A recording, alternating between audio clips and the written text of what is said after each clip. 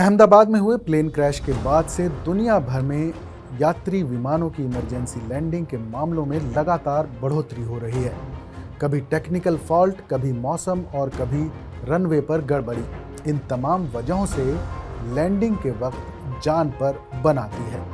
ऐसे में चीन के वैज्ञानिकों ने एक ऐसी तकनीक विकसित की है जो इन हादसों को काफ़ी हद तक टाल सकती है।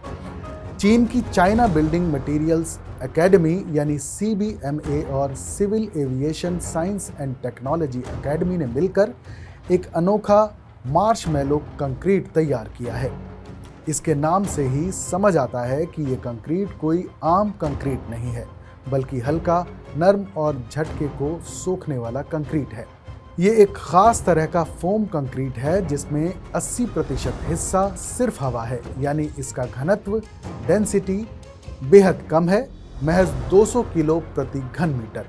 ये आम कंक्रीट के मुकाबले 10 गुना हल्का है।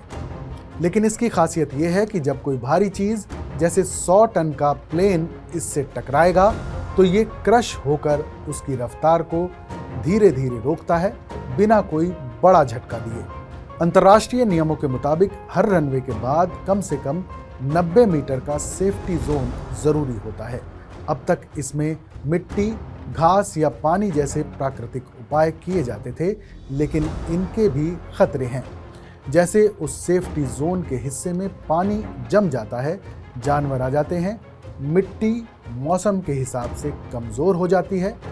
अब चीन ने इस मार्शमैलो कंक्रीट को रनवे के आखिरी हिस्से पर लगाना शुरू कर दिया है, ताकि अगर प्लेन लैंडिंग में फिसल भी जाए तो वो धीरे धीरे रुक सके, बिना आग, धमाके या किसी भारी नुकसान के।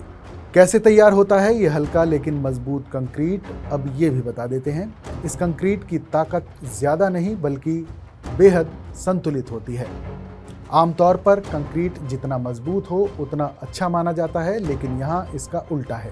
ताकत कम लेकिन नियंत्रित होनी चाहिए, ताकि टक्कर पर धीरे धीरे टूटे। इस फोम कंक्रीट को तैयार करने के लिए वैज्ञानिकों ने इसे बल्ब्स यानी बुलबुलों से भर दिया है। इन बुलबुलों को मजबूत करने के लिए रोसिन बेस्ड एयर एजेंट का इस्तेमाल किया गया, जो बुलबुले की दीवार को कवच जैसा बनाता है। दुनिया भर में इस्तेमाल हो रहे विकल्प काफ़ी महंगे हैं और कुछ तो वक्त के साथ पाउडर में बदल जाते हैं, लेकिन चीन की ये तकनीक सस्ती, टिकाऊ और आसानी से उपलब्ध सीमेंट से बनी है। यही वजह है कि छोटे और मझोले एयरपोर्ट्स के लिए भी ये किफ़ायती है। इस तकनीक को फिलहाल चीन के 14 एयरपोर्ट्स पर लगाया जा चुका है।